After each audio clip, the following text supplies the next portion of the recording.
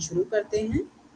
ठीक है, तो जब भी हम सोशल साइकोलॉजी की बात करते हैं, सोशल साइकोलॉजी अगर मॉडर्न सोशल साइकोलॉजी के अगर हम फादर देखें तो हमारे कार्ट लुईन कौन है? मॉडर्न सोशल साइकोलॉजी के जो हमारे फादर हैं वो कौन है? Kurt Leeuwin.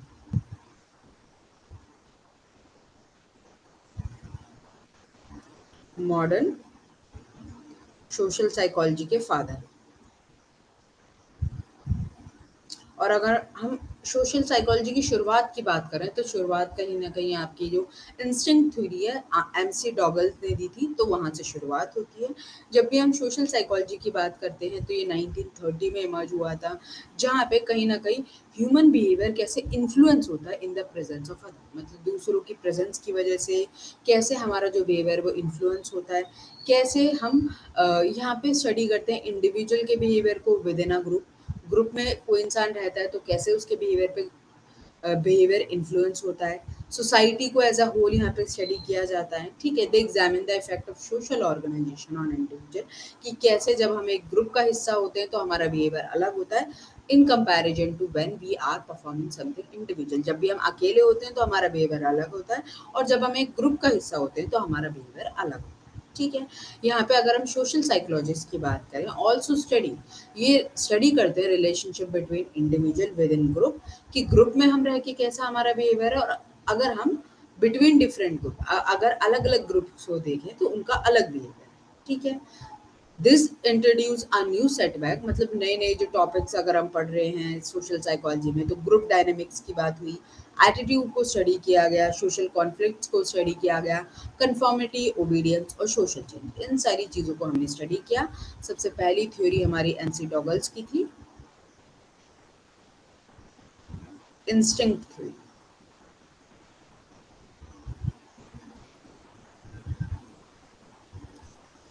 ठीक है, तो सोशल साइकोलॉजी का फोकस ये होता है। अब यहाँ पे क्या है, ग्रुप डायनेमिक्स की जब भी हम बात करते हैं, अगर मैं आपसे ग्रुप डायनेमिक्स की बात करूँ तो वहाँ पे क्या है कि इन प्रेजेंस ऑफ अदर कैसे दूसरे लोगों की प्रेजेंस हमारी परफॉर्मेंस को अफेक्ट करती है। ठीक है, तो ये एक्सपेरिमेंट था। क्लियरली अगर हम बात करें इस एक्सपेरिमेंट की, तो ये किसने किया, क्या हुआ, इसमें हम वो डिस्कस करेंगे। 2 मिनट रुकेंगे, थोड़ा बैकग्राउंड नॉइज हो रहा है, सामने से गाड़ी जा रही है, वो निकल जाए तो हम डिस्कस करते हैं। ठीक है।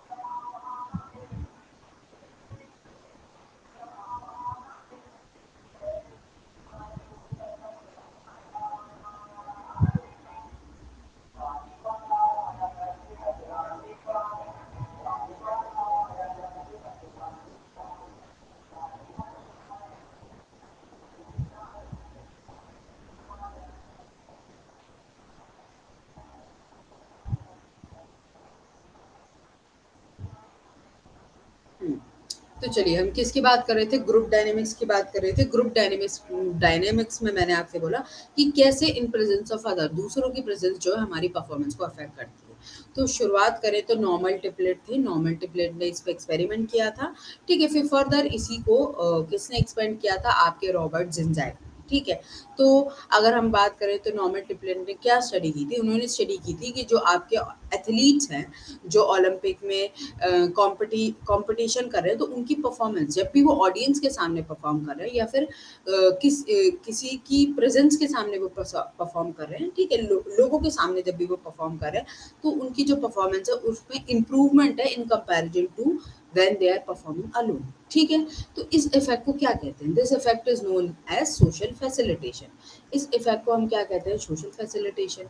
सोशल फैसिलिटेशन में क्या होता है कि जब हमारी परफॉर्मेंस जो है इंक्रीज होती है in the presence of other, दूसरों की प्रेजेंस में हम अच्छा परफॉर्म करते हैं। ठीक है, जैसे रेसिंग साइकिल। ठीक है, इसका एक अपोजिट इफेक्ट भी है जिसे जिसमें क्या होता है कि जो हमारी परफॉर्मेंस है वो वर्स हो जाती है, खराब हो जाती है in the presence of other. दूसरों की वजह से हमारी परफॉर्मेंस अफेक्ट भी होती है, जिसे हम सोशल इनहिबिशन कहते हैं, जो कहीं ना कहीं आपने देखा होगा कि प्रेजेंटेशन में कभी कभी लोग जो है क्या कहते हैं, प्रेजेंटेशन में नर्वस हो जाते हैं, इतनी प्रैक्टिस करके जाते हैं तब भी कुछ नहीं बोल पाते। तो कहीं ना कहीं क्या इफेक्ट देखा जाता है सोशल इनहिबिशन की, in the presence of other, दूसरों की वजह से हमारी जो परफॉर्मेंस है वो अफेक्ट हो गई, वर्स हो गई। ठीक है, अब यहाँ पे क्या है, अब इसी को एक्सपेंड किया था, बाद में फर्दर इसी को एक्सपेंड किया गया था आपके रॉबर्ट जिंजैक द्वारा, प्रेजेंस ऑफ अदर। रॉबर्ट जिंजैक ने कॉकरोचेस पे एक्सपेरिमेंट किया था, कॉकरोचेस को स्टडी किया था, फिर बाद में ह्यूमन बींग्स पे भी किया था।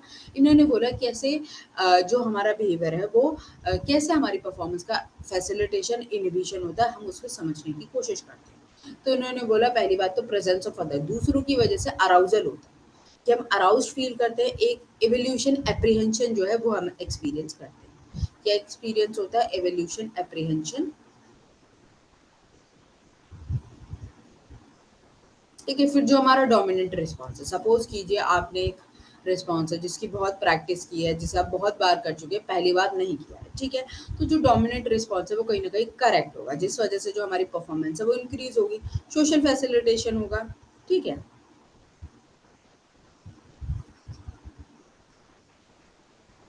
फिर अगर हम बात करें हमारा जो डोमिनेंट रिस्पॉन्स है, सपोज कभी कभी ऐसा होता है कि आपने कोई नई चीज़ सीखी या आपकी इतनी प्रैक्टिस नहीं थी या आप उस चीज़ में बिल्कुल नए थे, तो उस टाइम पे जो आपका डोमिनेंट रिस्पॉन्स है वो इनकरेक्ट हो जाता है। ठीक है, आप नर्वस हो जाते हो, जैसे प्रेजेंटेशन, आपको सबके सामने बोलने में डर लगता है, प्रेजेंटेशन से आपको क्लियरली डर लगता है, तो कहीं ना कहीं वो आपके लिए बहुत नोवल और नया टास्क है। तो इस केस में हम सोशल इनहिबिशन देख सकते हैं। ठीक है, जब भी आपका टास्क ऐसा हो कि आप बहुत बार परफॉर्म कर चुके हो, आपकी मास्टरी हो और आपको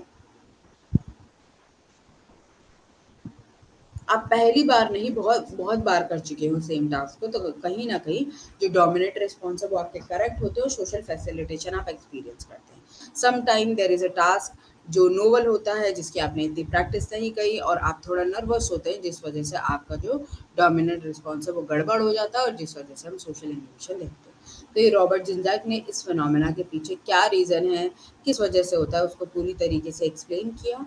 अब यहाँ पे क्लियरली आप देख सकते हैं सोशल फैसिलिटेशन के बारे में बताया क्या होता है। ठीक है, और सोशल इनहिबिशन के बारे में बताया। ठीक है, कि हमारी परफॉर्मेंस पे इम्प्रूवमेंट होता है, ये जो ट्रिपलेट है इन्होंने दिया था। ठीक है, अब इसी में हम सोशल लोफिंग देखते हैं। सोशल लोफिंग क्या है, इसी का एक आउटकम सोशल लोफिंग होता है कि जब भी लोग ग्रुप में होते हैं, whenever we are perform in a group, there is a chances of social loafing. Social loafing के ज़्यादा चांस है, क्योंकि सोशल लोफिंग क्या है, एक इसे फ्री राइडर इफेक्ट भी कहते हैं। फ्री राइडर इफेक्ट का मतलब क्लियरली क्या है, once first experiment social loafing was conducted in 1930 by French agriculture engineer. ठीक है, आपके जो मैक्स रिंगलमैन है, इन्होंने दिया था। ठीक है, मैक्स रिंगलमैन क्या कहते हैं कि जो पार्टिसिपेंट है, कहीं ना कहीं जब भी हम बात करते हैं ग्रुप एक्टिविटी की बात हो, कोई प्रेजेंटेशन हो या फिर टग ऑफ वॉर, ठीक है, तो उसमें क्या होता है कि जो एक इंसान होता है जो हमेशा फ्री राइडर होता है, जो कुछ भी नहीं करता पर क्रेडिट ले जाता है। आपने प्रेजेंटेशन में देखा होगा, चार लोग मिलकर अच्छे से काम करेंगे, एक इंसान आराम से सोएगा, वो कुछ भी काम नहीं करेगा, वो बोलेगा मैं कल कर दूंगा, परसों कर दूंगा, मैं तरसों आऊंगा, पर वो कभी नहीं आता है, वो कुछ भी काम नहीं करता, पर वो बेनिफिट कहीं ना कहीं ले लेता है।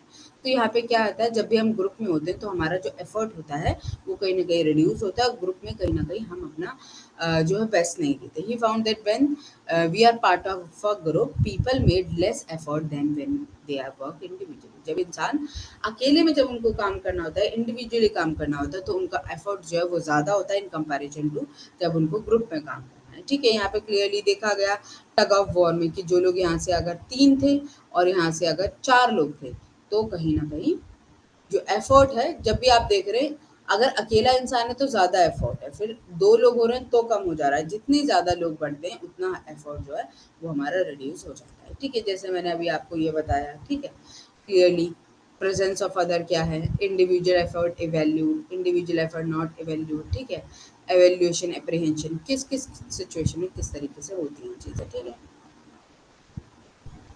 यहाँ पे मैंने डेफिनेशन भी इसकी डाली होगी लोफिंग की। लोफिंग क्या है, रिड्यूस एफर्ट। जब भी हम ग्रुप में होते हैं तो ये ग्रुप में होने की वजह से होता है सोशल लोफिंग में, the reduce effort group member put into the task as a result of size of group increase. जैसे आपका साइज ऑफ ग्रुप इंक्रीज होता है, कहीं ना कहीं जो लेवल ऑफ एफर्ट है बाय द ग्रुप मेंबर्स या फिर इंडिविजुअल मेंबर गेट रिड्यूस, वो रिड्यूस हो सकता है। जैसे आपका कोई भी ग्रुप प्रोजेक्ट हो, टग ऑफ वॉर हो, इन सारे गेम्स में ये चीज़ देखी जाती है। ठीक है, अब अगर हम बात करें ग्रुप पोलराइजेशन की, ग्रुप पोलराइजेशन में क्या है कि जब भी आपका ग्रुप डिसीजन के बाद मतलब ग्रुप में डिस्कस करने के बाद आप एक एक्सट्रीम पोजीशन पे आ जाए, वो एक्सट्रीम पोजीशन कोई भी हो सकती है। ठीक है, आपका रिस्क शिफ्ट भी हो सकता है, कॉशियस शिफ्ट भी हो सकता है।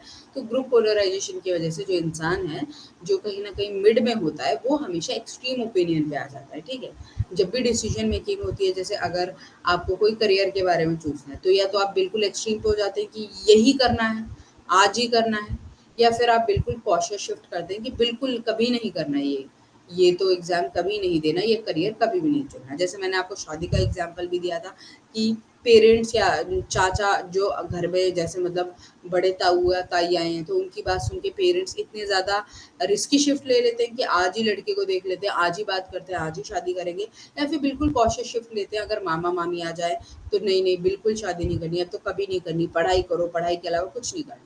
तो यहाँ पे दो तरीके जो चेंजेस है वो देखे जाते हैं। ठीक है, तो यहाँ पे पहले आपका न्यूट्रल ओपिनियन होता है, but after the group discussion आपका क्या होता है कि या तो जो एवरेज ओपिनियन इंसान रखता है, या तो वो बिल्कुल पॉजिटिव ओपिनियन पे आ जाता है या बिल्कुल नेगेटिव ओपिनियन पे आ जाता है। ठीक है, तो एक्सट्रीम्स में आ जाता है। ठीक है, एवरेज इंडिविजुअल। ठीक है, अब हमारी होती है ग्रुप थिंकिंग। अब ग्रुप थिंक क्या है, ये आपके जो एर्विंग जेनिस हैं इन्होंने ये दिया है। ठीक है, ग्रुप थिंक 1972 में कहीं ना कहीं क्या होता है कि हम ग्रुप थिंक दिखाते हैं। जब भी हम ग्रुप में डिसीजन मेकिंग करते हैं, देयर इज अ चांस कि हम गलत डिसीजन लें। हम कहीं ना कहीं जो कोहेसिव जब ग्रुप होता है, जब बहुत ज़्यादा टुगेदरनेस होती है ग्रुप में, तो एक डोमिनेट जो व्यू पॉइंट होता है सब उसको फॉलो करते हैं, सब उसको कहीं ना कहीं एक्सेप्ट करते हैं। ठीक है, तो यहाँ पे क्या बोला गया, how the group pressure can lead to irrational या डिसफंक्शनल डिसीजन मेकिंग आउटकम। जो ग्रुप में जब भी हम कोई डिसीजन लेते हैं, कहीं ना कहीं वो डिसीजन जो है आपका इरेशनल होता है, क्योंकि कहीं ना कहीं ग्रुप की कंफर्मिटी को कोई ब्रेक नहीं करना चाहता, तो कोई भी उस डिसीजन को ना नहीं बोलना चाहता। ठीक है, आप जैसे देखेंगे सो डू वी एग्री, तो सब एग्री एग्री बोलते हैं, वो बात अलग है। सबके अंदर मन में नो नो भी चल रहा है, बैड आइडिया भी चल रहा है, ठीक है, बकवास आइडिया भी चल रहा है, पर बॉस ने बोला है तो कोई भी ना नहीं कर पा रहा।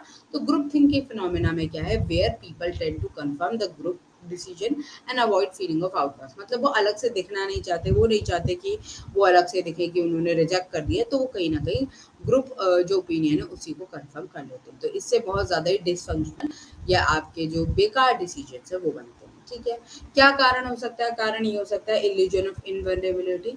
इल्यूजन ऑफ इनवर्नेबिलिटी, जब हमें ओवर कॉन्फिडेंस हो जाता है अपने डिसीजन को लेकर, और कहीं ना कहीं हम सामने वाले को जो है अंडर वैल्यू करते हैं। ठीक है, हमें लगता है हमें तो कोई कुछ कर ही नहीं सकता, वी आर सेफ। ठीक है, कलेक्टिव रैशनलाइजेशन मतलब क्या है, this the group disregard warning. मतलब अगर नेगेटिव फीडबैक आता है, अगर कोई अलग ओपिनियन देता है, तो क्लियरली उसको कहीं ना कहीं इग्नोर किया जाता है।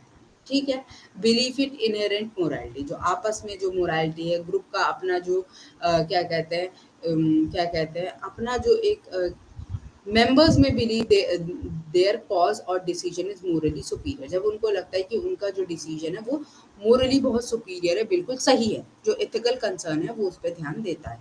स्टीरियोटाइपिंग आउटसाइडर्स, मतलब अगर कोई आउटसाइडर है, कोई ओपिनियन बाहर से ओपिनियन दे रहा है, तो कहीं ना कहीं उसको स्टीरियोटाइप किया जाता है। ठीक है, उनको वीक, रॉन्ग या गलत माना जाता है। ठीक है, सेल्फ सेंसरशिप मतलब अगर अपनी भी अलग ओपिनियन है, अगर हम ग्रुप ओपिनियन से कुछ अलग भी सोचते हैं, तो हम खुद ही अपने ओपिनियन को क्या कहते हैं, साइलेंट कर देते हैं। ठीक है, सेल्फ सेंसरशिप करते हैं, फियरिंग दैट डिस्टर्ब, कि ग्रुप की हार्मनी को कहीं ना कहीं डिस्टर्ब करेगा। इल्यूजन ऑफ इनएनिमिटी मतलब साइलेंस या लैक ऑफ ऑब्जेक्शन, अगर कोई किसी भी तरीके का ऑब्जेक्शन नहीं कर रहा है या नो नहीं बोला, तो उसको भी एग्रीमेंट माना जाता है। प्रेशर टू कंफर्म, कहीं ना कहीं ग्रुप में एक प्रेशर होता है कि हमें एक डोमिनेंट व्यू पॉइंट है उसको फॉलो करना है। माइंड गार्ड मतलब सब यहाँ पे एक तरीके से सोचने लगते हैं। Certain member of a group में take on the role of protecting, मतलब कुछ ग्रुप मेंबर जो है ग्रुप की हार्मनी को प्रोटेक्ट करते हैं, वो चाहते हैं ग्रुप में कोई भी अपोज ना करे, जो भी ग्रुप का डिसीजन है सब उसको फॉलो करे, चाहे सब उसे माने या ना माने। ठीक है, फिर हमारी सबसे इंपॉर्टेंट थ्योरी है एट्रीब्यूशन थ्योरी। एट्रीब्यूशन थ्योरी की बात करें तो दो तरीके से एट्रीब्यूशन होता है। एट्रीब्यूशन मतलब जब भी हम किसी के बिहेवियर के पीछे कारण नहीं बताते कि किसी ने कोई बिहेवियर किया तो उसके पीछे क्या कारण है। ठीक है, कॉज, जब हम क्या कहते हैं, हम किसी के भी बिहेवियर के पीछे हम जब कॉज फाइंड आउट करते हैं, ठीक है, किसी ने जो भी बिहेवियर किया, क्यों किया, क्या कारण था, ठीक है। यहाँ पे इंटरनल एट्रीब्यूशन होता है और फिर हमारा एक्सटर्नल एट्रीब्यूशन होता है। इंटरनल एट्रीब्यूशन में क्या है कि जब भी हम किसी के बिहेवियर का कारण जो है उसके पर्सनैलिटी या फिर उसके जो डिस्पोजिशनल फैक्टर्स है उन पे देते हैं, ठीक है। सिचुएशनल एट्रीब्यूशन क्या है, जब भी हम किसी के बिहेवियर का कारण इन्वायरमेंट या फिर जो भी हमारा आसपास का जो वातावरण है उस पर डालते हैं, ठीक है। यहाँ पे ये बताया जाता है कि हम अपना जो बिहेवियर है अलग तरीके से एट्रीब्यूट करते हैं इन कंपैरिजन टू जब भी हम दूसरे इंडिविजुअल है उसका बिहेवियर एट्रीब्यूट करते हैं तो अलग तरीके से करते हैं, ठीक है। तो डिफरेंसेस आते हैं, क्या डिफरेंसेस आते हैं, जैसे अगर हम बात करें सेल्फ सर्विंग बायस, सेल्फ सर्विंग बायस में क्लियरली हम अपने बिहेवियर को एट्रीब्यूट करते हैं। और अपने बिहेवियर को हम कैसे एट्रीब्यूट करते हैं, ठीक है, हम अपना ओन बिहेवियर एट्रीब्यूट करते हैं। और कैसे एट्रीब्यूट किया जाता है, यहाँ पे क्लियरली ऐसे एट्रीब्यूट किया जाता है कि अगर कुछ अच्छा हुआ, if there is any positive outcome या पॉजिटिव इवेंट की आपने पास किया है, आपने टॉप किया है, तो क्लियरली आप अपने डिस्पोजिशनल फैक्टर्स को एट्रीब्यूट करेंगे कि मेरी वजह से, मेरी पर्सनैलिटी की वजह से मैंने हार्ड वर्क किया, मैंने मेहनत की, तभी मैंने पास किया है। अगर कोई नेगेटिव आउटकम आता है, कोई नेगेटिव सिचुएशन, सपोज कीजिए आप फेल हो गए या रिजल्ट खराब आया है, तो आप कहीं ना कहीं सिचुएशन पे एट्रीब्यूट करते हैं कि टीचर जो है वो मुझे पसंद नहीं करती थी इसलिए उन्होंने फेल कर दिया, या फिर मेरी किस्मत ही खराब थी। तो कहीं ना कहीं हम अपने इन्वायरमेंटल जो फैक्टर्स है उन पे एट्रीब्यूट करते हैं। अगर हम बात करें fundamental attribution error, fundamental attribution हम एरर में हमेशा हम दूसरे के बिहेवियर को एट्रीब्यूट करते हैं, ठीक है, अदर्स बिहेवियर। तो यहाँ पे क्या टेंडेंसी होती है, अगर कोई पॉजिटिव आउटकम हुआ तो हम हमेशा जो एट्रीब्यूशन है वो क्या करेंगे, किस पे करेंगे, सिचुएशनल फैक्टर पे, ठीक है। जैसे सपोज कीजिए आपके दोस्त ने टॉप किया है तो क्लियरली आप क्या बोलेंगे, अरे इसकी किस्मत अच्छी थी, या मैम इसको पसंद करती थी, ठीक है। या फिर आपका दोस्त फेल हो गया तो आप बोलेंगे पढ़ेगा नहीं तो फेल ही तो होगा।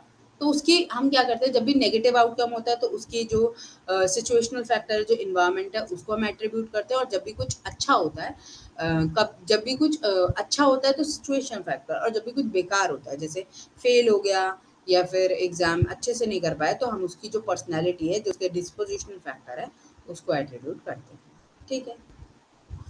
तो यहाँ पे फंडामेंटल एट्रीब्यूशन के बारे में भी बताया है और आपके क्या कहते हैं जो सेल्फ सर्विंग बायस है उसके बारे में भी बताया है, ठीक है, कि क्या जो एट्रीब्यूशन क्लियरली होता है। अगर पॉजिटिव आउटकम हो, फंडामेंटल एट्रीब्यूशन में दूसरे के बिहेवियर को एट्रीब्यूट करें तो पॉजिटिव आउटकम हो जाएगा, तो हम क्लियरली किस पे ध्यान देंगे, पॉजिटिव आउटकम में हम क्या कहते हैं इंसान की सिचुएशन पे फोकस करेंगे। नेगेटिव आउटकम होगा तो क्लियरली हम इंसान की पर्सनल कैरेक्टरिस्टिक पे सिचुएशन करेंगे, ठीक है। तो यहाँ पे जो आपका फंडामेंटल एट्रीब्यूशन है उसमें इस तरीके से होता है, ठीक है। एक्टा ऑब्जर्वर बायसेस होता है। एक्टा ऑब्जर्वर बायसेस में क्या है कि हम दूसरे लोगों को एज जब भी हम दूसरे लोगों के बिहेवियर को एट्रीब्यूट करते हैं तो हम एज अ ऑब्जर्वर एट्रीब्यूट करते हैं, जब भी हम अपने बिहेवियर को एट्रीब्यूट करते हैं तो हम एज अ एक्टर देखते हैं, ठीक है। तो कहीं ना कहीं उसमें डिफरेंसेस आते हैं, ठीक है। Self fulfilling prophecy, self fulfilling prophecy आपका क्या फिनोमेना है, ये अलग है। हमने ऊपर सेल्फ सर्विंग बायस देखा, सेल्फ सर्विंग बायस सेल्फ फुलफिलिंग प्रोफेसी से बिल्कुल अलग है। पहली बात तो ये एक तरीके का क्या है कि जब भी हम किसी से कोई बिहेवियर एक्सपेक्ट करते हैं, whenever we expect anything from someone, तो कहीं ना कहीं ये माना जाता है कि वो हमारी एक्सपेक्टेशन को फुलफिल करता है। जैसे मैंने एक्सपेक्ट किया कि आप लोग जो है पेपर निकाल सकते हैं, इफ़ आई एक्सपेक्ट कि हाँ कि ये जो स्टूडेंट्स हैं मेरे बहुत हार्ड वर्किंग है, बहुत मेहनत करते हैं, वो पेपर निकाल लेंगे, तो मेरी एक्सपेक्टेशन पे स्टूडेंट्स हैं वो काम करेंगे, वो कहीं ना कहीं पेपर निकालने पे फोकस करेंगे। तो यहाँ पे क्या एक्सपेक्टेशन जब फुलफिल की जाती है तो उसे कहते हैं हम रोजनथाल इफेक्ट या पिग्मेलियन इफेक्ट। जो हमारा पॉजिटिव इफेक्ट होता है जिसे हम पॉजिटिव इफेक्ट को हम रोजनथाल या फिर पिग्मेलियन इफेक्ट कहते हैं। इसमें नेगेटिव इफेक्ट भी देखा जाता है। नेगेटिव इफेक्ट को हम क्या कहते हैं, गोलम इफेक्ट। गोलम इफेक्ट हमारा नेगेटिव होता है जहाँ पे हम क्लियरली क्या करते हैं, नेगेटिव एक्सपेक्टेशन भी फुलफिल होती है। जैसे कुछ टीचर्स है वो बच्चों से बोलते हैं कि नहीं बेटा ये तो बिल्कुल नालायक है, ये तो कहीं पास होने वाला नहीं है, इसका कुछ नहीं होने वाला। तो कहीं ना कहीं इवेंचुअली जो बच्चा है पढ़ना बंद कर देगा। उसको लगेगा जब टीचर ने बोला है मेरे से कुछ होगा नहीं तो मैं क्यों पढ़ूं। तो कहीं ना कहीं जो नेगेटिव एक्सपेक्टेशन है वो भी फुलफिल की जाती है। तो गोलम इफेक्ट होता है, ठीक है। पिग्मेलियन होता है हमारा पॉजिटिव, ठीक है। Greater the expectation place on people the better they will perform. Golem effect क्या है, negative. Lower the expectation placed on people poorly they will perform, ठीक है। और रोजनथाल को भी हम पॉजिटिव कहते हैं, ठीक है, तो ये आप याद रखेंगे क्योंकि यह कहीं ना कहीं आपसे बार बार पूछा जाता है।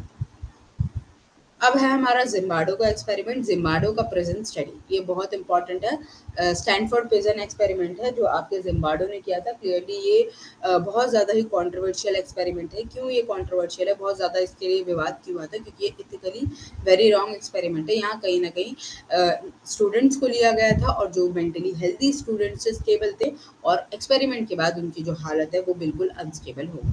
तो यहाँ पे क्या है, एक मॉक प्रिजन एक्सपेरिमेंट बनाया है, मतलब ये मॉक प्रिजन की सेटिंग जैसे जेल होती है, क्लियरली एक ऐसे ही सेटिंग बनाई गई जहाँ पे ये जो यूनिवर्सिटी के स्टूडेंट्स थे, 11 बच्चे लिए गए, ठीक है। 10 में से 11 आपके गार्ड्स थे और 10 आपके प्रिजनर्स थे। तो कहीं ना कहीं इनको रोल्स दिया गया, इनको जो कुछ स्टूडेंट है उनको गार्ड्स का रोल दिया गया, कुछ स्टूडेंट को प्रिजनर्स का रोल दिया गया, ठीक है, जिन्होंने खुद ही वॉलंटियर किया था। ठीक है, यहाँ पे क्या है, जहाँ पे क्या जो गार्ड्स थे उनको यूनिफॉर्म दी गई, विसल्स दिया गए, नाइट शीट दी गई। जो प्रिजनर्स थे उनको नंबर दिया गया, उनको नाम से नहीं उनके नंबर से बुलाया जाता था, ठीक है। रिप्लेस देयर पर्सनल आइडेंटिटी, उनकी पर्सनल आइडेंटिटी को रिप्लेस किया गया, ठीक है। और कहीं ना कहीं उनको उनके घर से क्या कहते हैं, यूनिफॉर्म में ही पकड़ के लाया, ठीक है। तो जो एक्सपेरिमेंट है रियल लगे, बिल्कुल रियल लगे, तो उनको उनके होम से लोकल पुलिस द्वारा जो मॉक प्रिजन है उसमें लाया गया। और इसके जो रिजल्ट्स थे, मतलब इस एक्सपेरिमेंट को जो कि 2 हफ्ते के लिए होने वाला था, मजबूरी में छठे दिन ही बंद बंद किया गया। क्यों बंद किया गया, क्योंकि इसके बहुत एक्सट्रीम और हार्मफुल इफेक्ट देखे गए थे पार्टिसिपेंट पे। मतलब तीसरे ही दिन जो एक पार्टिसिपेंट था उसका मेंटल ब्रेकडाउन हो गया, वो अपना नाम तक भूल गया, ठीक है। तो इसके जो इफेक्ट्स थे बहुत ज़्यादा हार्मफुल इफेक्ट थे। यहाँ पे कहीं ना कहीं जो क्या कहते हैं, कंफ्यूजन हो गया था रियलिटी में, और जो रोल प्ले कर रहे थे, मतलब गार्ड्स जो परफॉर्म कर रहे हैं या प्रिजनर जो परफॉर्म कर रहे हैं, वो कहीं ना कहीं एक रोल प्ले है, एक इमेजिनेशन है। तो यहाँ पे जो रियल लाइफ है और जो इमेजिनेशन है, जो रोल प्ले किया जा रहा है, उसमें कंफ्यूजन हो गई। और कहीं ना कहीं लोग डी इंडिविजुएशन जो है एक्सपीरियंस किया, मतलब अपनी आइडेंटिटी से डी इंडिविजुएटेड हो गए, वो अपने आप को सच में गार्ड समझने लगे, ठीक है, गार्ड समझने लगे। और वो इतना ज़्यादा रूथलेस, इतना ज़्यादा बेकार बिहेवियर, अब ये बताया नहीं गया था कि उनको जो अपने प्रिजनर्स हैं उनके साथ कैसा बिहेवियर करना है। वो खुद ही जो गार्ड्स हैं बहुत ज़्यादा एब्यूजिव हो गए, क्योंकि उनको लगा कि वो पुलिस ऑफिसर्स हैं। तो वो कहीं ना कहीं अपने रोल में इतना ज़्यादा घुस गए कि वो रियलिटी और इल्यूजन में, मतलब जो रोल प्ले है उसमें कहीं ना कहीं डिफ्रेंशिएट नहीं कर पाया, और डी इंडिविजुएशन जो है एक्सपीरियंस किया, ठीक है। तो यहाँ पे क्या है, बहुत एब्यूजिव बिहेवियर और क्रूअल बिहेवियर किया गया टुवर्ड्स प्रिजनर्स, ठीक है। उनको वर्बली ह्यूमिलेट किया गया, कंट्रोलिंग बिहेवियर, ठीक है। कहीं ना कहीं उनको बहुत ज़्यादा ही इमोशनली अब्यूज किया गया, ठीक है। अब यहाँ पे क्या है, जिम्बार्डो को एक्सपेरिमेंट को 6 दिन में ही ख़त्म किया गया, ठीक है, क्योंकि इसका बहुत ज़्यादा हार्मफुल इम्पैक्ट देखा गया, ठीक है। तो क्लियरली जो स्टैनफोर्ड प्रिजन एक्सपेरिमेंट था रिवील सिचुएशन फैक्टर की, जो हमारी जिस हिसाब से जो सिचुएशन है और जो अथॉरिटी में लोग होते हैं, कहीं ना कहीं हार्मफुल बिहेवियर जो है उनके रोल प्ले की वजह से, उनकी पोजीशन की वजह से आता है। जो इंडिविजुअल है डी इंडिविजुएटेड फील करते हैं, उनको लगता है उनकी अपनी पर्सनल आइडेंटिटी अलग है, और जिस पोजीशन में है, जिस रोल में वो हैं, वो आइडेंटिटी अलग है। तो कहीं ना कहीं यहाँ सोशल रोल का इन्फ्लुएंस देखा गया है, potentially abusive in the environment, ठीक है, जहाँ पर जो अथॉरिटी है अनचेक्ड, ठीक है। तो क्लियरली ये सारी चीज़ें यहाँ पे देखी गई। अब मैंने आपको बताया सोशल साइकोलॉजी के बारे में। सोशल साइकोलॉजी मैंने आपको बताया ब्रांच ऑफ साइकोलॉजी जो एक्सप्लोर करती है इंडिविजुअल के थॉट्स को, फीलिंग्स को, बिहेवियर को, इन्फ्लुएंस बाय एक्चुअल या इम्प्लाइड या इमेजिन प्रेजेंस ऑफ अदर, कि कैसे हमारा बिहेवियर जो है दूसरों की वजह से, मतलब या तो एक्चुअली लोगों की प्रेजेंस हो, या हम इमेजिन कर रहे हैं कि वो लोग प्रेजेंट है, उस वजह से कहीं ना कहीं जो हमारी परफॉर्मेंस है, हमारा जो बिहेवियर, हमारी फीलिंग्स और थॉट्स है अफेक्ट होती है, उसमें बदलाव देखा जाता है। जो कार्ल लुइन है वो मॉडर्न साइकोलॉजी के आपके फाउंडर हैं। जो विलियम एन सी डॉगल्स है, कहीं ना कहीं उनसे शुरुआत हुई थी, उन्होंने सबसे पहली थ्योरी दी थी सोशल साइकोलॉजी में, जो फाउंडेशन थी, ठीक है। फर्स्ट टेक्स्ट बुक भी दी सोशल साइकोलॉजी की, वो भी इन्होंने दी थी, और थ्योरी भी दी थी। जॉन डुए, उन्होंने भी कहीं ना कहीं सोशल साइकोलॉजी में कॉन्ट्रीब्यूट किया था, ठीक है। जो की एरियाज जो हम यहाँ डिस्कस करते हैं, सोशल इन्फ्लुएंस की बात करते हैं कि कैसे दूसरों का प्रभाव पड़ता है, ठीक है। तो उसमें हमारी कन्फॉर्मिटी, ओबीडियंस और पर्सुएशन आता है। कन्फॉर्मिटी क्लियरली जब हम ग्रुप में कंफर्म करने की कोशिश करते हैं, ठीक है, तो सोशल प्रेशर होता है जब भी हम ग्रुप नॉर्म को फॉलो करने की कोशिश करते हैं। ओबीडियंस क्या है, जब भी कोई रिक्वेस्ट हमसे की जाती है और रिक्वेस्ट डायरेक्ट रिक्वेस्ट को जो है उसको हम फुलफिल करते हैं, उसको मानते हैं, ठीक है। ओबीडियंस क्या है? नहीं नहीं, देखिए कंफर्मिटी है, कॉम्प्लायंस है, ओबीडियंस है। कंफर्मिटी की बात करते हैं तो कहीं ना कहीं हम जो ग्रुप है उसके नॉर्म्स को फुलफिल करते हैं। कॉम्प्लायंस क्या है? जब भी हम एक रिक्वेस्ट को मानते हैं, जब भी एक रिक्वेस्ट को माना जाता है। ओबीडियंस क्या है? जब भी हम अथॉरिटी में जो लोग हैं उनके कमांड को फॉलो करते हैं, मतलब जो लोग अथॉरिटी में उनको जब भी हम मानते हैं, जैसे टीचर्स कोई बात कह दें या फिर सीनियर्स कोई बात कह दें तो हम उनकी बातों को मानते हैं क्योंकि वो अथॉरिटी में। कॉम्प्लाइंस क्लियरली क्या है? हमारी रिक्वेस्ट है, मतलब सामने से अगर कोई रिक्वेस्ट करता है तो हम उस रिक्वेस्ट को मान लेते हैं। कन्फर्मिटी क्या होती है? हम ग्रुप नॉर्म्स को कन्फर्म करते हैं। पर्सुएशन क्या है? कि हम कहीं ना कहीं पीपल एटीट्यूड और behaviour influence by communication from other, कि दूसरे लोग जो है हमें पर्सुएट करते हैं, हमारे बिहेवियर को इन्फ्लुएंस करते हैं। अब यहाँ पे क्या है? Looking glass. जो लुकिंग ग्लास, ये आपकी जो कुली की थ्योरी है, क्लियरली वो है कि हम अपने आप को कैसे देखते हैं। जब भी हम अपने आप को देखते हैं तो हम इंडिविजुअली जो अपने आप को देखने का जो प्रोसेस है वो इंडिविजुअल प्रोसेस ही है। कहीं ना कहीं दूसरे हमें कैसे देखते हैं वो चीज़ पे ही निर्भर होता है कि हम अपने आप को कैसे देखेंगे। हमारा खुद को लेके परसेप्शन दूसरों की परसेप्शन पे निर्भर होता है। कि पहली बात तो ये लुकिंग ग्लास का जो कॉन्सेप्ट है वो आपके जो चार्ल्स हैटॉन पॉली है उन्होंने दिया है, ठीक है। अब ये क्या कहते हैं कि imagine how other perceive us, दूसरे लोग हमें कैसे देखते हैं, ठीक है। We consider how we appear to other, कि दूसरे लोगों की नज़र में हम कैसे हैं, ठीक है। How do we dress, how do we behave, how do we speak. हम इमेजिन करते हैं कि दूसरे लोग हमें कैसे इवेल्युएट करते हैं, कि दूसरे लोग हमें अच्छा समझते हैं, स्मार्ट समझते हैं, पढ़ाकू समझते हैं, गुड लुकिंग समझते हैं, वो हमें सक्सेसफुल समझते हैं, कॉम्पिटेंट समझते हैं। तो जैसे ही दूसरे लोग हमें इवेल्युएट करते हैं उसी बेसिस पे हम अपने आप को पर्सीव करते हैं। फिर डेवलपिंग सेल्फ फीलिंग, उसी से एक फीलिंग आती है whether we will feel proud, हम प्राउड फील करेंगे अपने को लेके, या फिर हम सेटिस्फाइड फील करेंगे, डिससेटिस्फाइड शेम फील करेंगे, या फिर हम एम्बैरेज फील करेंगे। जो दूसरे लोगों का परसेप्शन है, जिस तरीके से दूसरे लोग हमें देखते हैं उसी तरीके से कहीं न कहीं हम अपनी जो अपने बारे में हम क्या सोचेंगे, क्या परसेप्शन होगा, उसी चीज़ पे हमारा परसेप्शन निर्भर होता है। कि जैसे दूसरे हमें देख रहे हैं, जैसे दूसरे हमें इवैल्यूएट कर रहे हैं, उसी से हमारी सेल्फ फीलिंग आएगी कि हम अपने बारे में प्राउड फील करेंगे या हम शेम फील करेंगे। ठीक है? फिर यहाँ पे सेल्फ कॉन्सेप्ट की बात की जाती है। सेल्फ कॉन्सेप्ट में क्लियरली क्या है कि कैसे हम लोग अपनी सेल्फ को प्रेजेंट करते हैं। यहाँ पे कुछ चीज़ें वो दी गई है। इनग्रेशिएशन, इनग्रेशिएशन मतलब क्या है? टू बी लाइक्ड और एक्सेप्टेड बाय अदर्स। हम चाहते हैं दूसरे लोग हमें पसंद करें, ठीक है। हम चाहते हैं जो लोग हैं हमें लाइक करें। तो कहीं ना कहीं person might tell their boss, हम अपने जो कहते हैं ना कि अपनी चापलूसी करते हैं, अपने बारे में बताते हैं कि नहीं नहीं, जो कंपनी का कल्चर है वो तो मुझे बहुत अच्छा लग रहा है, I am liking the company. हम कहीं ना कहीं चापलूसी करते हैं, ठीक है। इंग्रेजुएशन का मतलब है कि बटरिंग करना, ठीक है। सामने वाले आपको पसंद करे, सामने वाले आपको अच्छा समझे, इसलिए आप बटरिंग करते हैं, क्लियर, ठीक है। फिर सेल्फ प्रमोशन होता है, जब हम अपना ही प्रमोशन करते हैं, जब हम अपने आप को बेचते हैं, मतलब क्लियरली हम बोलते हैं कि I am good at this, I have also done this. जब हम अपने अचीवमेंट्स को हाईलाइट करते हैं तो सेल्फ प्रमोट, जब अपनी कॉम्पिटेंसी, स्किल्स या कैपेबिलिटीज को हाईलाइट करते हैं।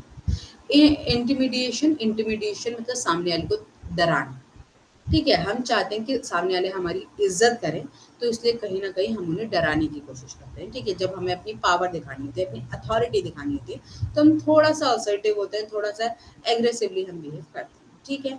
The manager may use a commanding voice to establish authority in a meeting. Meeting में दिखाने के लिए yes I am in authority, जो मैनेजर है वो थोड़ा कमांडिंग वॉइस में ऑर्डर देता है, ठीक है। सिम्प्लिफिकेशन क्या है? क्लियरली जब हम चाहते हैं कि दूसरे लोग हमें सिम्पैथाइज़ करें, ठीक है, हमें कहीं न कहीं हम पे दया दिखाएँ कि बेचारा, अरे इसके साथ ये हुआ, बड़ा नीडी है, बड़ा वल्नरेबल है। मॉडेस्टी क्या है? जब भी हम अपने जो अचीवमेंट्स हैं उनको डाउन प्ले करते हैं। जब हम ग्राउंडेड होने की कोशिश करते हैं, जब हम बोलते हैं अरे कोई बड़ जैसे लोग कहते हैं अरे आपने तो कितना बड़ा अचीवमेंट किया है। अरे कोई बड़ी बात नहीं, अरे ठीक है, मेरी टीम ने भी बहुत मेहनत की है, ये वो। तो कहीं न कहीं हम जब अपने अचीवमेंट्स को डाउन प्ले करते हैं, हम्बल बनने की कोशिश करते हैं, ठीक है। डाउन टू द अनप्रिटेंडियस, ठीक है। सिंप्लीफिकेशन, सिंपैथी जब हमें चाहिए होती है, ठीक है। इंटिमिडिएशन जब हम सब दूसरों को डराते हैं, रिस्पेक्ट इंटिमिडिएट करते हैं, ठीक है। तो some might attribute their success to be a team effort, ठीक है। एग्जाम्प्लिफिकेशन, टू परसीव मोरली वर्दी एंड वर्चुअस, जब हम चाहते हैं लोग हमें देखें कि यार ये तो बहुत मोरली मतलब बहुत ज़्यादा ही मदद करता है, बहुत ज़्यादा ही सोशल वर्क करता है। कहीं न कहीं इसका जो मेजर फ़ोकस है, मतलब ये जो जितना भी काम करता है सोशल वर्क में अपने अपने पैसे को लगाता है। तो क्लियरली यहाँ पे क्या है, डोनेटिंग टू द चैरिटी, कि आप चैरिटी को डोनेट करते हैं, ठीक है? एक सोशल की कॉजेज़ के लिए आप जब वर्क करते हो, ठीक है? फिर सोशल इन्फ्लुएंस में क्या है, कन्फर्मिटी। कन्फर्मिटी मैंने आपको बताया, जब भी हम ग्रुप नॉर्म को कहीं न कहीं ग्रुप नॉर्म में या ग्रुप में जो चीज़ चल रही है उसको कन्फर्म करते हैं। मैंने बकरियाँ क्यों लगाई है, शीप मैंने इसलिए लगाई है कन्फर्मिटी को सिंपली एक्सप्लेन करने के लिए। जब ऐसा होता है ना, जैसे एक ऐड आया था जिसमें एक बच्चा क्या बोल रहा था कि I will go to the IIT, तो क्लास के सारे बच्चे थे वो भी मैं कर रहे थे, मतलब कि हम सब भी आईआईटी जाएंगे। तो हम कंफर्म करते हैं, जो ग्रुप नॉर्म है, जो सोसाइटी समाज में एक नॉर्म है, हम उसको कहीं ना कहीं फुलफिल करने की कोशिश करते हैं, ठीक है? Once behaviour believe to match those others, दूसरों के बिहेवियर को मैच करना चाहते हैं। और जो यहाँ पे इमेजिन या सोशल प्रेशर होता है कि हम कहीं ना कहीं जो सोसाइटी में एक नॉर्म है, एक बिलीफ है, उसको कहीं ना कहीं हम फुलफिल करना चाहते हैं, ठीक है? Conformity can be driven by fit in norms, norms में आपको फिट होना जो होता है। दो तरीके के यहाँ पे इन्फ्लुएंस देखे जाते हैं, normative social influence, informational social influence. Normative social influence की बात करूँ तो क्लियरली यहाँ पे क्या है, जब हमको लगता है, जब हम कोई बिहेवियर सिर्फ ग्रुप के सामने करते हैं, जब हमें नॉर्म को फुलफिल करना है, जैसे कि आप स्मोकिंग नहीं करते, प्राइवेटली आपको स्मोकिंग करना पसंद नहीं है, बट जब आप ग्रुप में होते हैं तो आप स्मोक करते हैं, ठीक है? तो ये जो बिहेवियर चेंज होता है, ये जो इन्फ्लुएंस होता है, सिर्फ ग्रुप के सामने होता है, प्राइवेटली हम वो चीज़ नहीं करते। तो लाफिंग एट द जोक, ऐसे जोक पे हंसना जिसे आप जो आपको फनी भी नहीं लग रहा, ठीक है?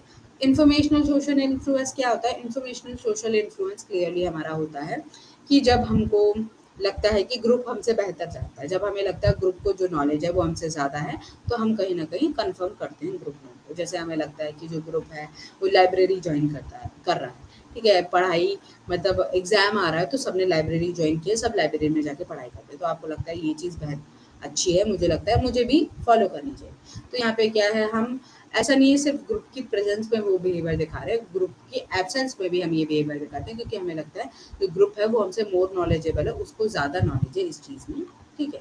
तो मोर इन्फॉर्मेशन, ठीक है? जैसे जो नॉर्मेटिव है, द ऐश कंफर्मिटी स्टडी, ठीक है? ऐश की कंफर्मिटी स्टडी एग्जाम्पल हो सकता है नॉर्मेटिव इन्फ्लुएंस में। और इन्फॉर्मेशन में deciding which side of road to drive, की किस साइड पे जाना है, तो ग्रुप को ज़्यादा बेहतर नॉलेज है तो ग्रुप से पूछ लेते हैं, ठीक है? तो नॉर्मेटिव इन्फ्लुएंस में क्या है कि जब भी हम कंफर्म करते हैं, जैसे ऐश है, उन्होंने कंफर्मिटी में एक्सपेरिमेंट किया था, जहाँ पे उन्होंने जो है क्लियरली क्या कहते हैं, लाइंस दिखाई थी और पूछा था कौन सी लाइन बड़ी है और छोटी है, ठीक है? अब ओबीडियंस की बात करें तो ओबीडियंस में आपका क्या है, मिलग्रिम का एक्सपेरिमेंट है, ठीक है? मिलग्रिम में आप क्लियरली यहाँ पे क्या था एक्सपेरिमेंट में, कि आपका जो एक्सपेरिमेंटर थे, ठीक है, आपके स्टेनले मिलग्रिम, और फिर आपका एक क्या कहते हैं, टीचर थे, ठीक है? टीचर थे और आपका एक लर्नर था, ठीक है? एक्सपेरिमेंट में क्लियरली अगर आप देखेंगे, ये भी बहुत कंट्रोवर्शियल एक्सपेरिमेंट है, इसमें भी बहुत कंट्रोवर्सीज थी, क्योंकि यहाँ पे आपका एक्सपेरिमेंटर है, ये आपके जो मिलग्राम है वो है। फिर यहाँ पे आपका ये फेक टेस्ट सब्जेक्ट, ये आपके टीचर है, ठीक है? यहाँ पे आपके रुकिए। जब भी हम यहाँ बात करते हैं, यहाँ पे एक्सपेरिमेंटर है, ठीक है? फिर यहाँ पे हमारा सब्जेक्ट, सब्जेक्ट क्लियरली मतलब क्या है, टीचर है हमारे, ठीक है? ये हमारे जो पार्टिसिपेंट एग्जैक्टली जो टीचर था वो था। यहाँ पे फेक स्टूडेंट बिठा रखा है जो कि कॉन्फिडेंट है, जो एक्सपेरिमेंटर है उन्हीं का ही बनता है। तो यहाँ पे कॉन्फिडेंट बिठा रखा है जो क्लियरली क्या कहते हैं, एक्टिंग कर रहा है, चिल्ला रहा है। यहाँ पे क्या है, टीचर को बोला गया कि जब भी आपका जो ये जो सब्जेक्ट है गलत आंसर दे, जब भी रॉन्ग रिस्पॉन्स करे, तो आपको क्या करना है, आपको करंट है वो देना है। और करंट का लेवल जो है, जैसे जैसे ये रॉन्ग रिस्पॉन्स देगा, लेवल ऑफ जो इलेक्ट्रिक शॉक है वो बढ़ता जाएगा। 15 वोल्ट से लेकर 450 वोल्ट तक ये गया, मतलब जब तक एक इंडिविजुअल को डेथ देने लायक तक का जो करंट है वो यहाँ पे दिया गया। तो यहाँ पे क्या है, क्लियरली ये देखा गया, जो आपके स्टेनले मिलग्राम है, ठीक है? क्लियरली यहाँ पे जो अथॉरिटी में इंसान है उसके डिसीजंस को फॉलो किया गया, उसके जो कमांड्स है उसको ओबे किया गया, तबकि पता है कि जो सामने वाला है वो इनोसेंट है, ठीक है? यहाँ पे जो लर्नर है, यहाँ पे बता रखा है कि ये लर्नर है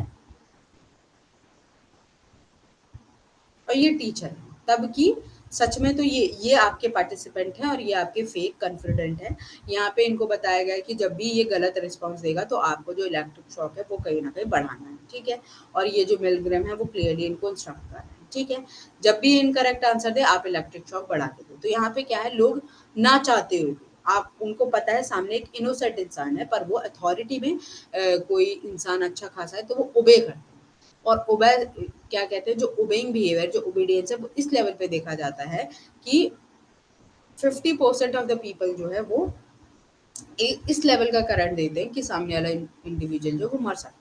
तबकि यहाँ पे करंट नहीं दिया जाता है। ये जो इंसान है वो एक्टर है, वो एक्टिंग करता है, वो चिल्लाता है, रोता है।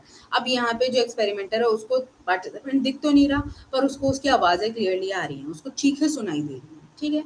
A researcher asked the participant to administer the electric shock to the test subject when he answered question incorrectly, and the test subject as an actor, ठीक है, जो आपका सब्जेक्ट है वो एक्टर है, जो जब भी पेन होता है नॉइजेस निकालता है, ही रिसीव द शॉक, जब भी शॉक मिलता है, the participant made it believe that the each shock is a strong. जो पार्टिसिपेंट है यहाँ पे, जो फेक कॉन्फिडेंट है, वो क्लियरली ऐसी आवाज़ें निकालता है जो क्लियरली लगता है कि हाँ इलेक्ट्रिक शॉक बहुत ज़्यादा पेनफुल है, बहुत ज़्यादा एक्सट्रीम लेवल पे दिया जा रहा है, ठीक है? तो ये जो स्टडी थी बहुत ज़्यादा कॉन्फिडेंशियल, मतलब कंट्रोवर्शियल थी। क्यों कंट्रोवर्शियल थी? क्योंकि यहाँ पे देखा गया कि लोग जो है ओबे कर रहे हैं, अथॉरिटी को लोग ओबे कर रहे हैं। क्योंकि क्योंकि कहीं न कहीं अथॉरिटी की जो यूनिफ़ॉर्म है, अथॉरिटी पहली बात तो ट्रस्टवर्दी लग रहा है। द कॉज वॉज गुड, ठीक है, रिसर्च पर्पज के लिए, and they believe that if anything bad happen the researcher would be responsible. जो आपके स्टेनले मिलग्राम है वो रिस्पॉन्सिबल होंगे, हम थोड़ी ना होंगे। वो कहीं ना कहीं अपने एक्शंस की जो जिम्मेदारी है, डिफिजन ऑफ रिस्पॉन्सिबिलिटी देखा जा रहा है, वो कहीं ना कहीं रिसर्चर पे डाल रहे हैं कि हम अपने एक्शंस के लिए जिम्मेदारी नहीं है, तो हम क्यों यहाँ पे जो क्लियरली हम बुरा क्यों फील करें, ठीक है? तो और यहाँ पे सिंबल्स हैं कुछ, जो आपका एक्सपेरिमेंटर है उसने यूनिफॉर्म पहनी है, वो एक हाई लेवल पे अथॉरिटी पे है, जैसे हम पुलिस ऑफिसर होते हैं, क्लियरली उनकी यूनिफॉर्म होती है, इस वजह से हम उनकी बात को मान लेते हैं, फॉलो करते हैं, तो ओबीडियंस वही है, ठीक है?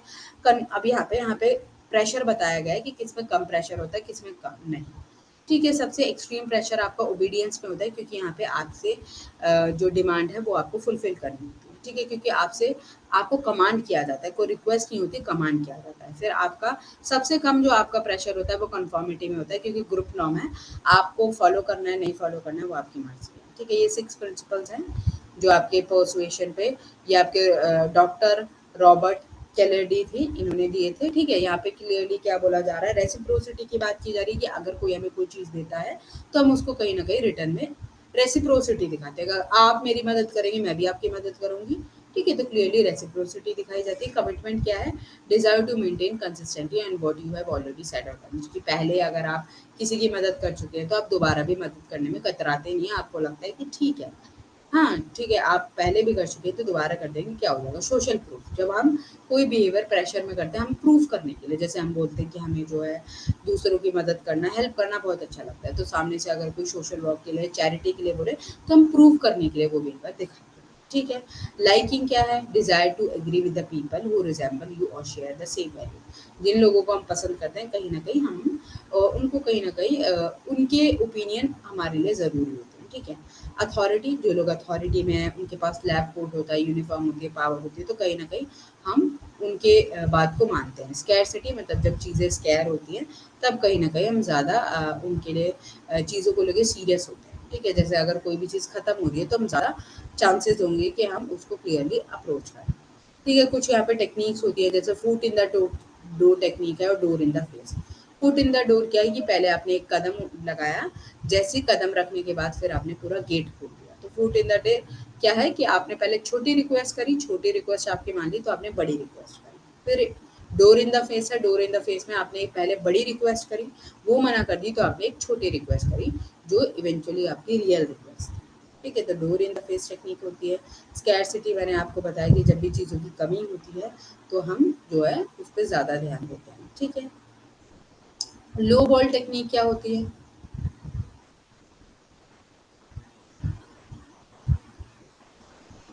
ठीक है, जब भी हम क्या करते हैं कि पहले बहुत कम प्राइसेस दिखाते हैं और बाद में जैसे ही वो इंसान खरीदने के लिए रेडी हो जाता है, उसमें जीएसटी, एक्स्ट्रा टैक्सेस और पता नहीं क्या-क्या करके उसका जो प्राइस है वो बढ़ा देते हैं, ठीक है? अब यहाँ पे क्या है? ठीक है, कॉम्प्लायंस टेक्निक बता रखी है, डोर इन द फेस, डो, ठीक है, foot in the door, door in the face, low ball, that's not all. ठीक है, लो बॉल क्या है, मैंने आपको बताया कि आप क्या है, जैसे कोई कार है या कोई भी चीज़ मॉल में लेने गए तो पहले सस्ती बताई, फिर बाद में आप जैसे ही काउंटर पे पहुंचे, जैसे आपने डिसाइड कर लिया कि आपको खरीदना है, तो उसमें पता नहीं कौन कौन सा टैक्स इन्वॉल्व कर दिया, कौन कौन से जो हिडन टैक्सेस से जीएसटी वगैरह लगा के उसकी जो कॉस्ट है वो बढ़ा। दैट्स नॉट ऑल क्या है, जब भी आपको सामने वाले से जब आपको बार्गेनिंग करनी होती है, ठीक है, जब भी आप एक सामने वाले को कहीं ना कहीं एक अपेरेंट वैल्यू देते हैं, ठीक है, फिर वो मना करे उससे पहले आप मना कर देते हैं, फिर आप एक कम वैल्यू बोल देते हैं। ठीक है, तो यहाँ पे क्या है, क्लियरली आप जो है क्या कहते हैं, दूसरे वाला जो इंसान है वो मना भी नहीं कर पा रहा और कहीं ना कहीं वो आपकी बात को मान ले रहा है कि ठीक है जो दैट्स नॉट ऑल। ठीक है, ठीक है, तो यहाँ पे सारे जो है कॉम्प्लाइज की टेक्निक, जितने भी टैक्टिक्स हैं यहाँ पे लिखे हैं। डेडलाइन टेक्निक है कि आप जब भी किसी चीज़ पे डेडलाइन हो तो आप ज़्यादा उसको क्या कहते हैं, अप्रोच करते हैं कि आखिरी दिन है आज, तो आखिरी दिन है तो आप बैच ले लेते हैं। ठीक है, playing hard to get, playing hard to get में क्या होता है कि जब भी आपके रिसोर्सेज को स्केयर होते हैं, जैसे टमाटर है, कभी कभी क्या होता है कि जो टमाटर है बहुत महंगे हो जाते हैं अचानक से, तो स्कैरसिटी की वजह से। ठीक है, इंग्रेशिएशन और पर्सनल अपील, ठीक है, ये आपका लाइकिंग पे होता है। ठीक है, तो कॉम्प्लायंस में क्या है, ये आपकी जो टेक्निक्स है मैंने आपको बता दी है, एक्सप्लेन कर दी है। ठीक है, जब भी हम एटीट्यूड की बात करते हैं, एटीट्यूड क्या है, एटीट्यूड हमारा बिलीफ है, हमारा कहीं ना कहीं हमारी सोच है, हमारी ओपिनियन टुवर्ड्स एनीथिंग, किसी भी पर्टिकुलर ऑब्जेक्ट को लेके, टॉपिक को लेके, जो आपके बिलीफ, आपके ओपिनियन, यहाँ पे आपका कॉग्निशन आता है, थॉट प्रोसेस आता है, आपका बिहेवियर, आपके एक्शंस आते हैं, और यहाँ पे आपका जो इमोशंस है, अफेक्ट है, वो आता है। ठीक है, अफेक्टिव कंपोनेंट मतलब आपके इमोशंस, बिहेवियरल कंपोनेंट मतलब आपके एक्शन, कॉग्निशन मतलब आपका थॉट।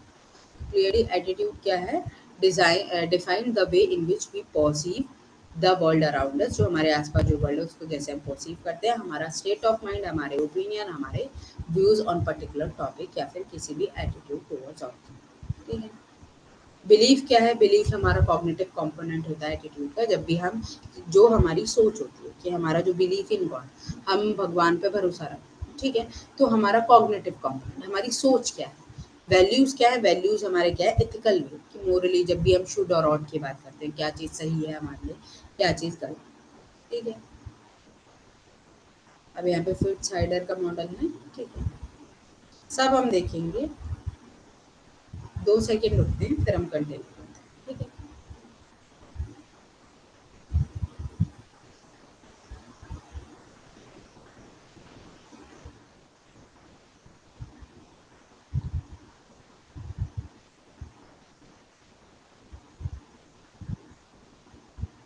देखिए, कॉग्निटिव डिसोनेंस थ्योरी की बात करें तो कॉग्निटिव डिसोनेंस थ्योरी आपकी लियोन फिस्टिंगर ने दी है।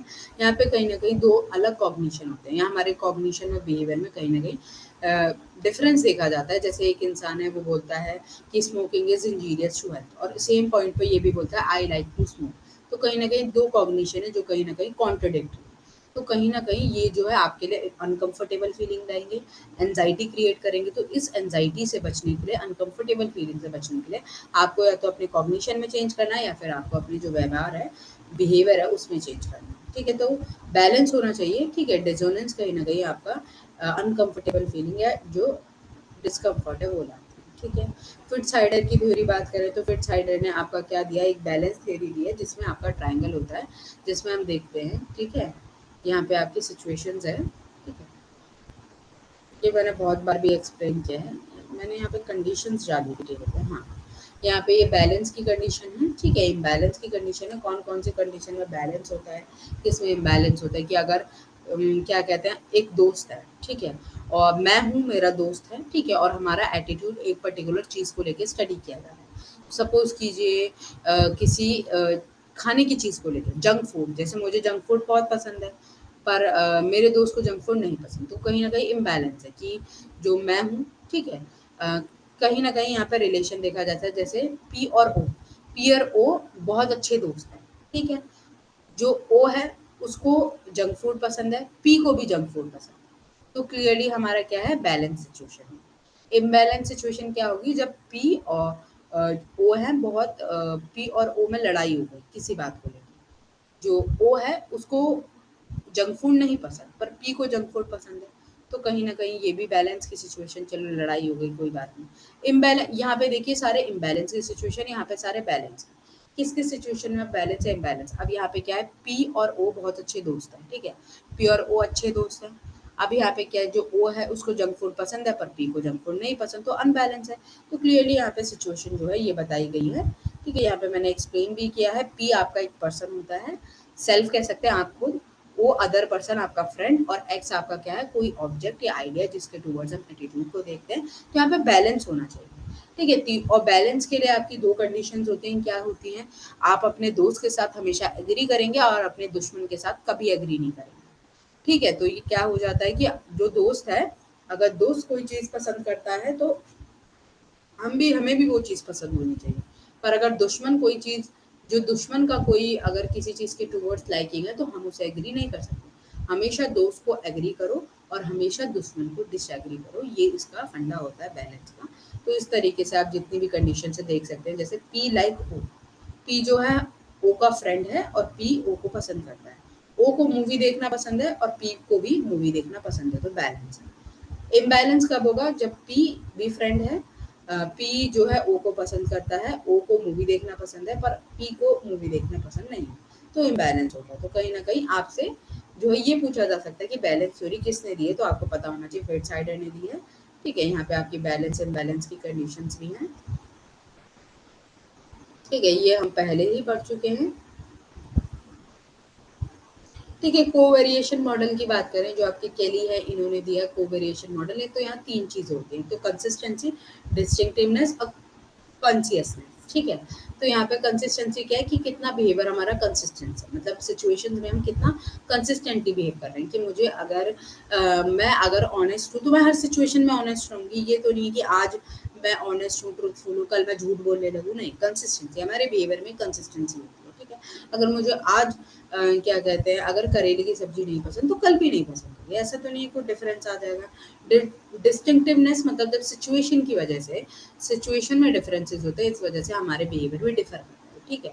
कि वैसे मुझे, मैं बहुत शांत हूँ पर मैं देख रही हूँ कि सारे लोग बहुत बातचीत कर रहे हैं, सब यहाँ पे बात करना अच्छा लग रहा है, तो मैं भी थोड़ा बहुत बात कर रही हूँ। या फिर मैं वैसे बहुत इतना ज़्यादा मजाक नहीं करती हूँ, पर दोस्तों के बीच में बैठी हूँ, दोस्त मजाक कर रहे हैं तो मैं भी मजाक कर रही हूँ। डिस्टिंक्टनेस कहीं न कहीं सिचुएशन की वजह से जब हमारे बिहेवियर में डिफरेंसेस या डिस्टिंक्शन देखा जाता है, ठीक है। कॉन्सियसनेस जब हम डिग्री ऑफ एग्रीमेंट दिखाते हैं in the presence of other, कहीं न कहीं डिग्री ऑफ एग्रीमेंट जो है हमारा देखा जाता है। तो क्या है, कोवेरिएशन मॉडल में जब हम किसी का क्या कहते हैं इंटरनल एट्रीब्यूशन करते हैं तो सारी चीज़ें यहाँ पे हैं, हाई होती है, कंसिस्टेंसी भी हाई होती है, डिस्टिंक्टिवनेस भी हाई होती है, कॉन्सियसनेस भी हाई होता है, ठीक है, इंटरनल एट्रीब्यूशन में। अगर हम एक्सटर्नल एट्रीब्यूशन करते हैं तो एक्सटर्नल एट्रीब्यूशन में आपका क्या होता है, क्लियरली आपका कंसिस्टेंसी आपकी हाई होती है बट डिस्टिंक्टिवनेस और कॉन्सियसनेस लो होती है, ठीक है। तो इंटरनल एट्रीब्यूशन में क्या होगा, जैसे इंटरनल एट्रीब्यूशन है तो यहाँ पे आपका तीनों चीज़ें हाई होगी, ठीक है, तीनों चीज़ें आपकी हाई होंगी। एक्सटर्नल एट्रीब्यूशन में आपकी बस कंसिस्टेंसी हाई होगी, बट आपका जो डिस्टिंक्टिवनेस और जो कंसियसनेस है ये हमारा क्या कहते हैं, ये हमारा लो होगा, ठीक है। तो ये दोनों चीज़ें हमारी लो होगी इन एक्सटर्नल एट्रीब्यूट।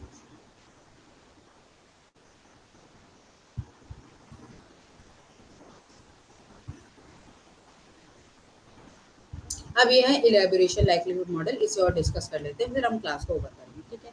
तो इलेबोरेशन लाइक्लीहुड मॉडल क्या होता है कि जब भी हम हमारे बिहेवियर में जो कोई भी चेंज आता है, तो दो तरीके से कोई भी मैसेज अगर परसीव किया जाता है, हम पर्सुएट होंगे, मतलब हमारे बिहेवियर में चेंज आएगा कि नहीं, दो तरीके से, या तो सेंट्रल रूट को हम ले रहे हैं या पेरिफेरल रूट। सेंट्रल रूट मतलब जब आपकी ऑडियंस जो है वो बहुत मोटिवेटेड है, कि जो भी इन्फॉर्मेशन आप दे रहे हैं वो बहुत ध्यान से सुन रही है और वो सच में हाईली इन्वॉल्व है, जो मैसेज है उसको ध्यान से सुन रही है, तो यहाँ पे high level of mental processing होगी, कमिटमेंट होगी और आपका जो एटीट्यूड चेंज है वो लॉन्ग लास्टिंग होगा। पर आपकी जो ऑडियंस है पेरिफेरल रूट को फॉलो किया जा रहा है, अनमोटिवेटेड है, सुपरफिशियल फैक्टर्स उन पे ध्यान दिए जा रहे हैं, जैसे सेल्स पर्सन है उसकी क्या कहते हैं उसकी जो स्मार्टनेस है वो देखी जा रही है, क्लोथिंग देखी जा रही है, वे ऑफ टॉकिंग देखा जा रहा है, तो मेंटल प्रोसेसिंग बहुत लो होगी, क्यूज है उन पे फोकस किया जा रहा है, लो इन्वॉल्वमेंट है, तो क्लियरली एटीट्यूड चेंज जो है टेम्परेरी लेवल पे होगा, लॉन्ग टर्म एटीट्यूड चेंज नहीं देखा जाएगा। ठीक है, तो सेंट्रल रूट अगर आप फॉलो करते हैं तो क्या होगा, और अगर आप देखो यहाँ पे लिखा भी है, ठीक है, लो कंसिस्टेंसी, हाई कंसिस्टेंसी, लो डिस्ट्रीब्यूशन। इंटरनल एट्रीब्यूशन में क्या है, कंसिस्टेंसी आपकी क्या कहते हैं, देखिए एक्सटर्नल एट्रीब्यूशन है तो तीनों चीज़ें हैं, ठीक है, मैंने थोड़ा सा कंफ्यूज कर दिया, sorry for that, let me clear my self. ठीक है, मैंने अपोजिट बता दिया। ठीक है,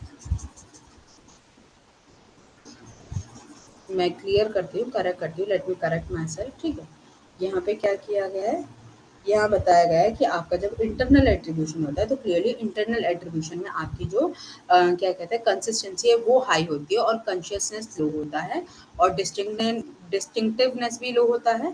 ठीक है, बट जब भी हम बात करते हैं एक्सटर्नल एट्रीब्यूशन की तो तीनों चीज़ें हाई हैं। एक्सटर्नल जब हम एक्सटर्नल एट्रीब्यूशन करते हैं तो तीनों चीज़ें हाई होती हैं, इंटरनल एट्रीब्यूशन में बस आपका जो कंसिस्टेंसी है वो हाई है और कॉन्शियसनेस और जो हमारे डिस्टिंक्टिवनेस है दोनों ही लो होते हैं।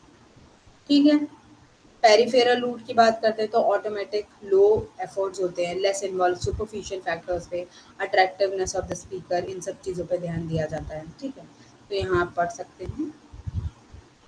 अब हम कल कंटिन्यू करेंगे हमारे डाले और लताने की थ्योरी से। ठीक है, ये जो हेल्पिंग बिहेवियर की थ्योरी से कल कंटिन्यू करेंगे, आज हम यहीं तक रखते हैं। ठीक है, चलिए।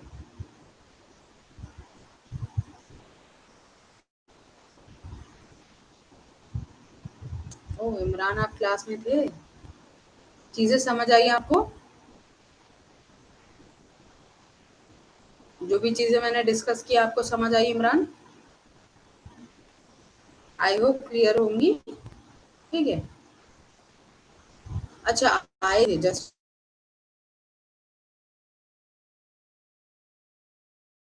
रिकॉर्डिंग क्यों पॉज़ हो गई? हाँ, मैं कह रही थी जो भी आपको ठीक लगे, जिस भी तरीके से ठीक लगे, रिकॉर्डिंग ठीक लगती है रिकॉर्डिंग कीजिए, अगर आपको लाइव क्लास अच्छी लगती है तो लाइव क्लास कीजिए। ठीक है, जो भी आपको ठीक लगता है वो आप कर सकते हैं, बट क्लास कीजिए, पढ़ाई कीजिए। ठीक है, जिससे भी आप कंफर्टेबल हैं उससे आप कर सकते हैं। ठीक है इमरान?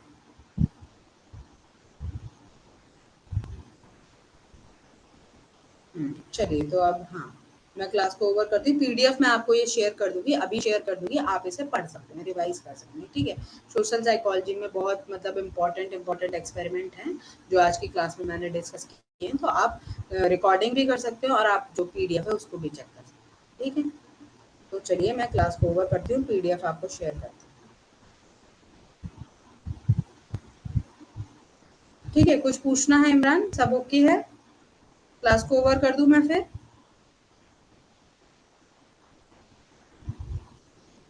हुँ?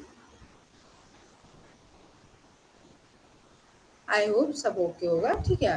हाँ, ओके।